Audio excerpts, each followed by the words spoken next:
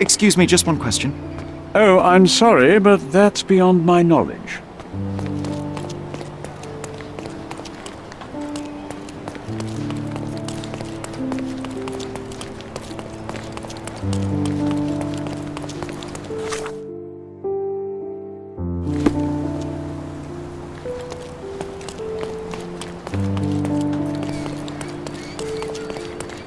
That was the fun.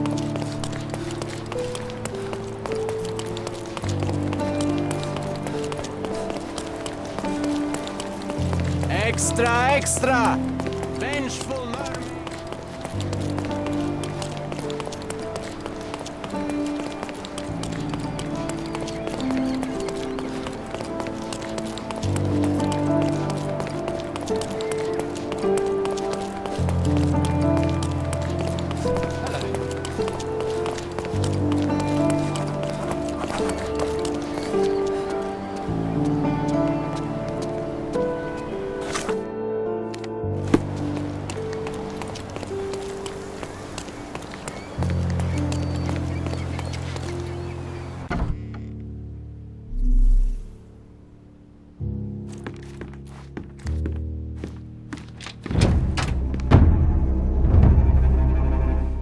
Boom, Sherry. I found a corpse. Don't you think it's strange we always end up in situations like this? Seek, and ye shall find. It would not be easy to cut this hat in two. Whoever is responsible is a master of their craft. It would not be easy to cut this hat in...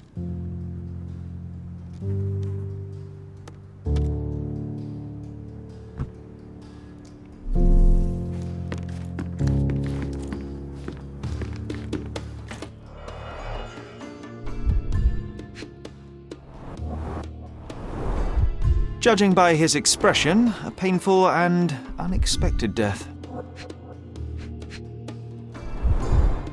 His hand is clinging to his chest, but he has no stab or gunshot wounds.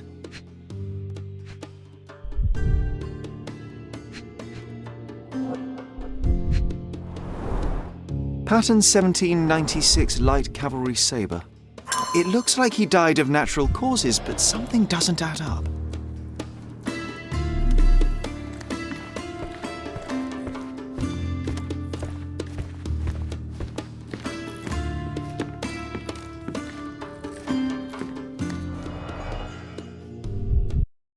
Man with a plan. Admittedly, not a great plan if you write on paper exactly when you will do your illegal business, but a plan nonetheless.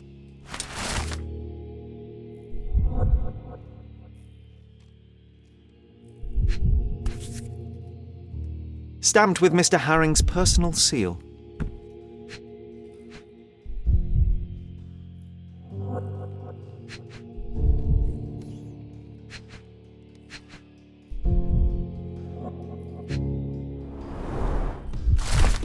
Completely healthy and ready to take part in the fencing competition. So, the victim is Professor Jacob Harring himself. That's no great surprise. London Fencing Club, 1876.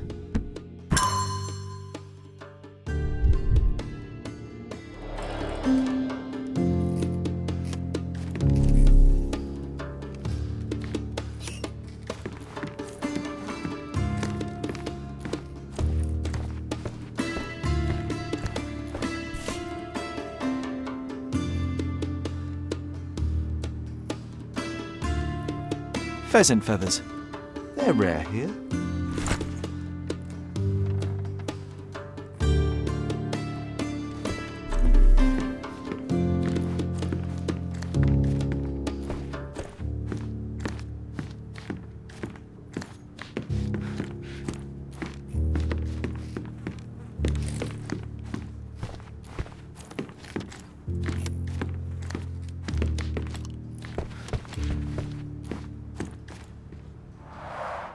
John, do you know any songbirds? Oh, I don't know. Partridges, birds of paradise, chickens. Okay, I might just be hungry.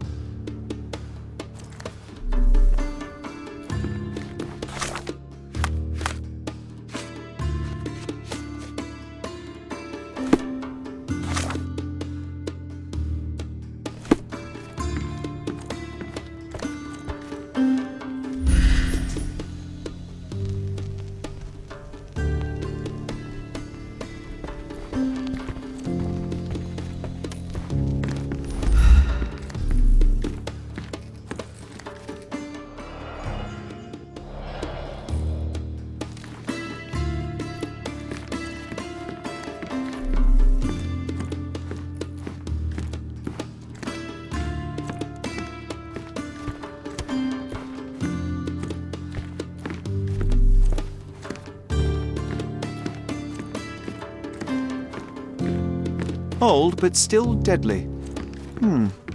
2 sabres used to be mounted here.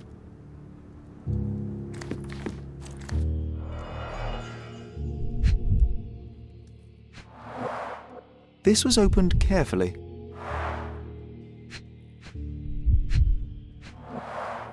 A safe behind a painting. Classic.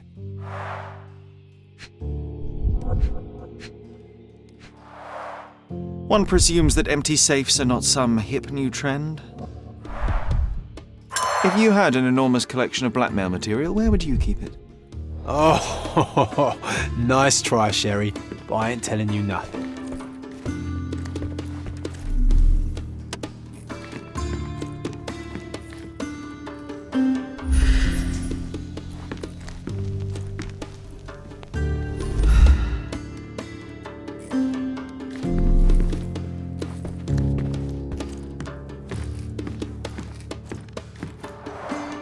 The clock's hands aren't moving.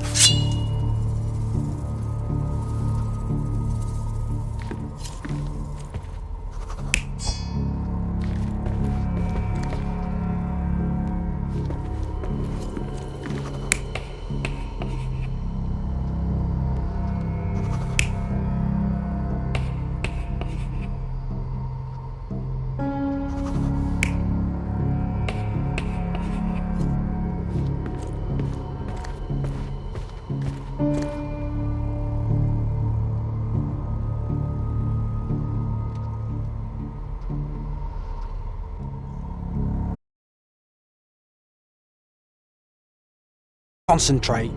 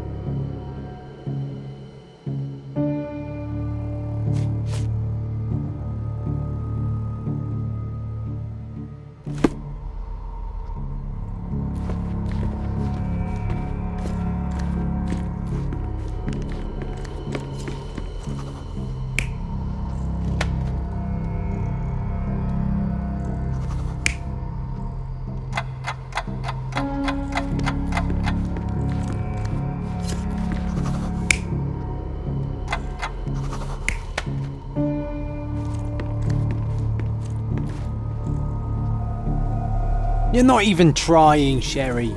Concentrate.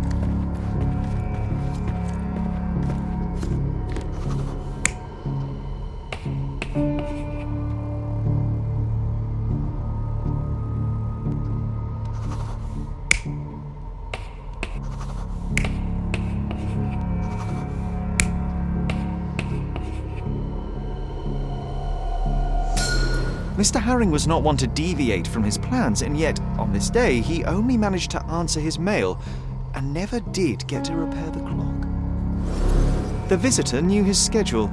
They entered the house between 3:30 and 4 p.m. That's exactly when Herring would be checking his blackmail collection. When Jacob saw the intruder, his fencing reflexes kicked in. He lunged left to the sabres, wrenched one off the wall, and attacked the visitor. But in the middle of the assault, Mr. Herring is struck by a heart attack, and the professor only manages to cut off the hat of the intruder. The visitor stole Herring's entire blackmail collection and wrote a message on the blackboard. Before we go chasing the intruder, should we try to confirm the cause of the professor's death? I'd hate for him to be a red herring.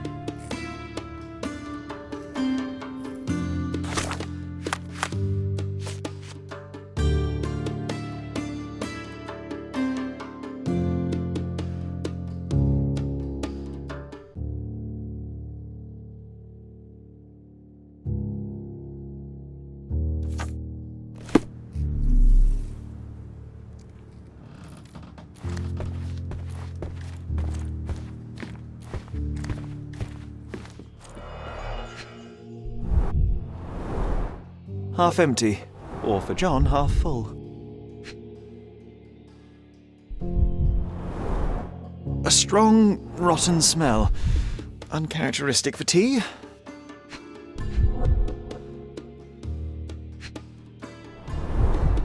Totally empty. Even John couldn't argue with that.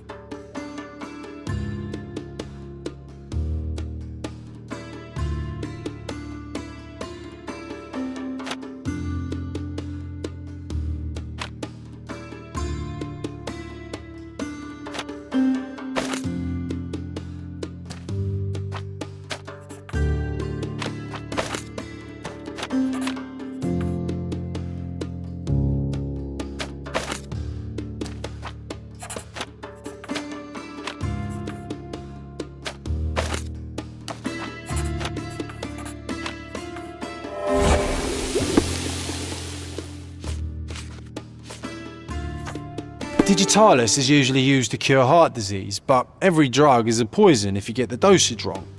Or right, if that's your goal.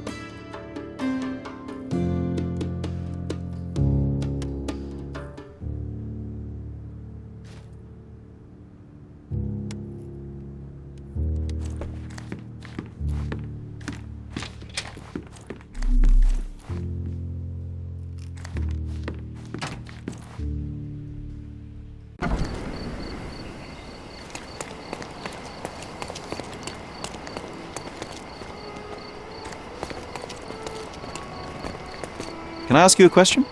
I would never deny you, sir, but I know nothing about this.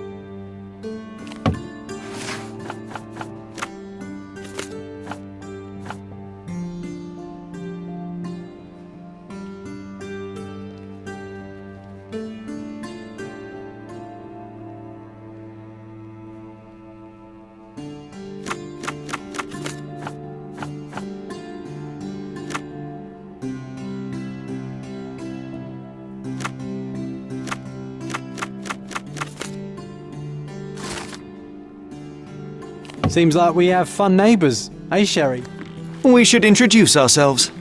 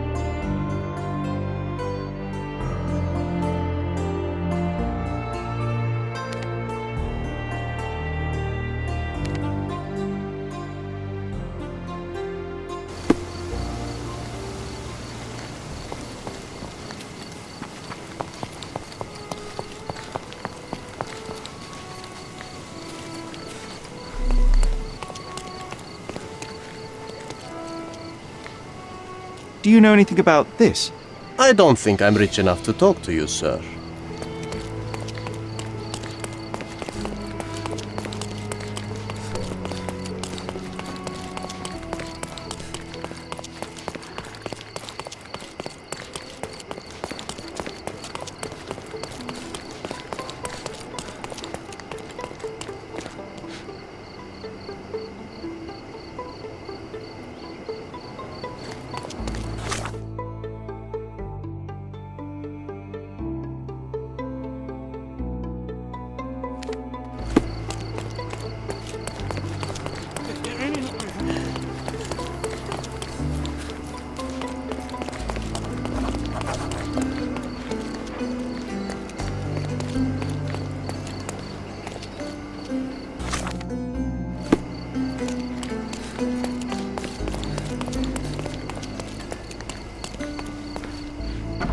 He doesn't have an invitation to the club. Get him, boys!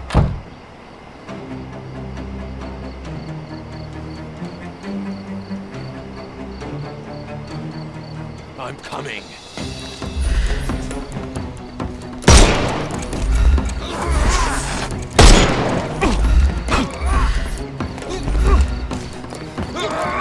I'm coming.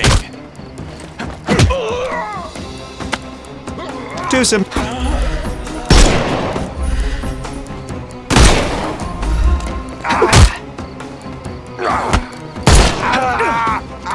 No more crime for you until next month.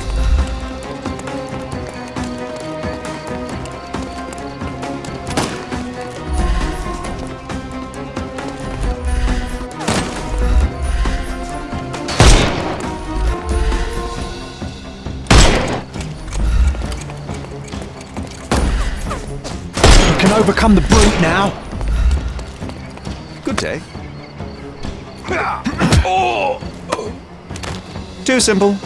Give him the pepper snuff.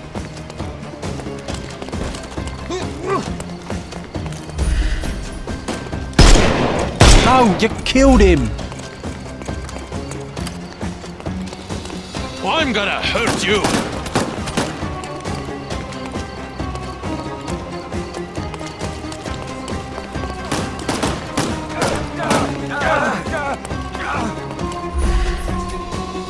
He's all yours now. Go for it.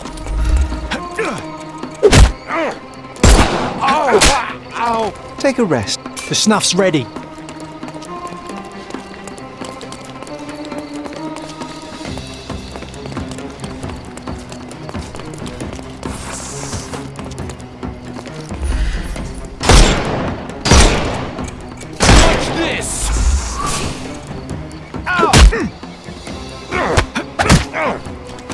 Too simple. I'm coming for you.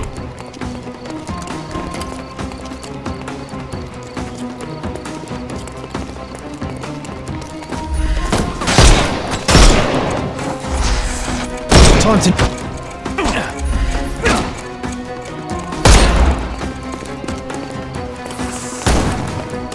I'm coming. Don't cry, you'll live.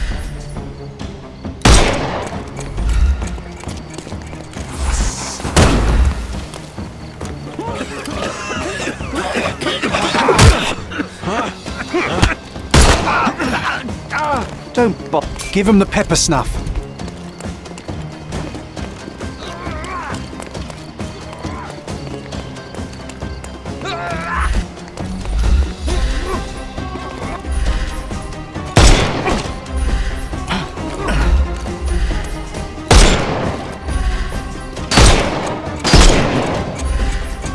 You can overcome the brute now.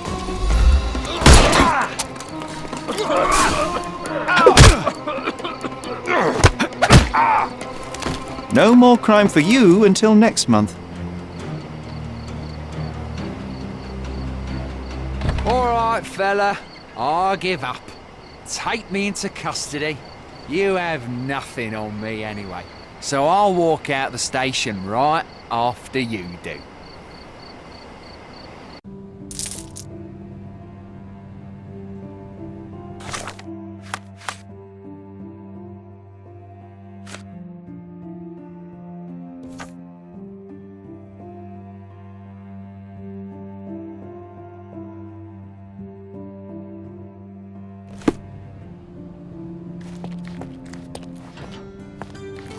Looks like those little birdies won't sing for a while, Sherry. Excellent job catching this crook, sir. His name is Lucky Joe, and as it happens, someone with influence was after him too. You did them a favour. I just solved the mystery, officer. If a criminal appears in my path, it merely affirms my deductions are sound. Either way, you'll be pleased to know that an anonymous tip has fingered Lucky Joe as being involved in the murder of a famous professor. We have photographs and witness statements. Not so Lucky Joe is headed straight to the gallows. Someone served him to us on a silver platter. Interesting. Well, as a vital ally in the arrest of a wanted murderer, you couldn't possibly object to me interviewing him. Well, vital? Yes. No, of course. Go ahead.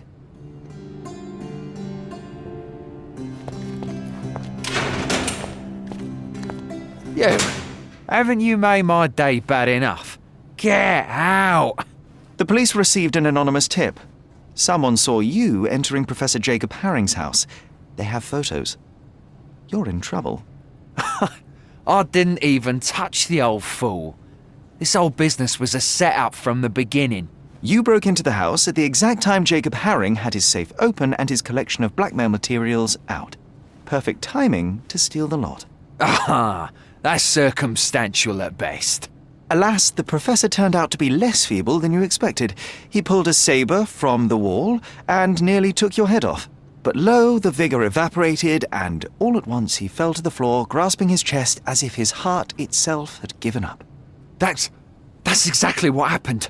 And that's why I'll be out of this reeking cell by morning, once the coroner has done his business. Unlikely. You claim somebody set you up. If so, they will ensure that you're hanged. We both want to know who is truly behind this, so tell me the whole story. It may yet save your life. Oh, blast. All right. What do you want to know?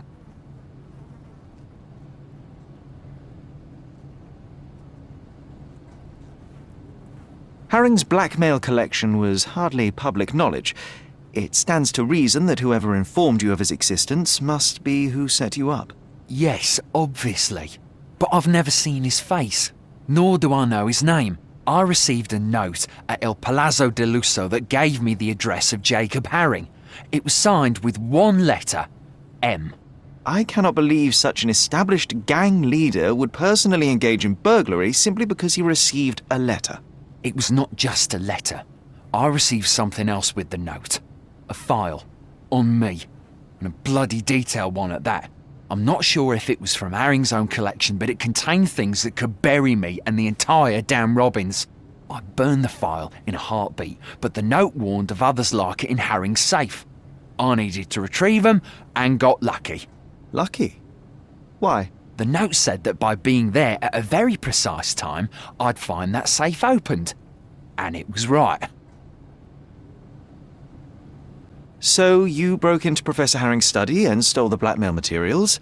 What did you do with them? Do you like jokes? My humour tends toward the dry and bitter. Then you will love this one. As I fled Haring's place with the documents, a pickpocket snatched the folder from me on the street.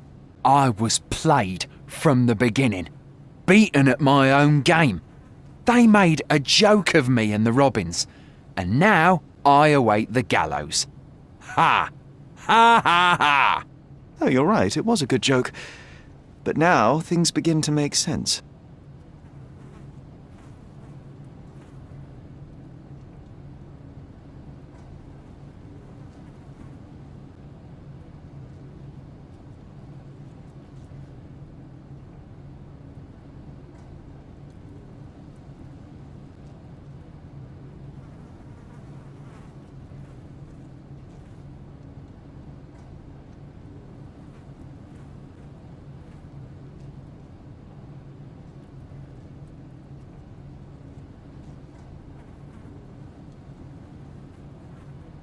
Fear not, Joe. I will prove you didn't kill Professor Haring. What? Then you better do it fast. Per his schedule, Professor Haring had tea with a guest not long before you arrived. The tea in Haring's teapot was dosed with digitalis. A large dose of such a drug, coupled with physical exertion, can cause cardiac arrest. So, if the old man had attacked me, He may have lived, yes. but it wasn't you who killed him. The real murderer is the one that poisoned the professor and set you up. I'll make sure the police know it. Yeah, you may save my bacon. Oh, I wouldn't sing a victory song just yet. I believe they're preparing for a conversation with you on many subjects, like the robins. I can handle those fools. I thought you were the copper's pet. But you have character those bloodthirsty mongrels lack. I respect that. Make no mistake, Joe, we are not friends. Should we meet again under different circumstances, well, you know my character.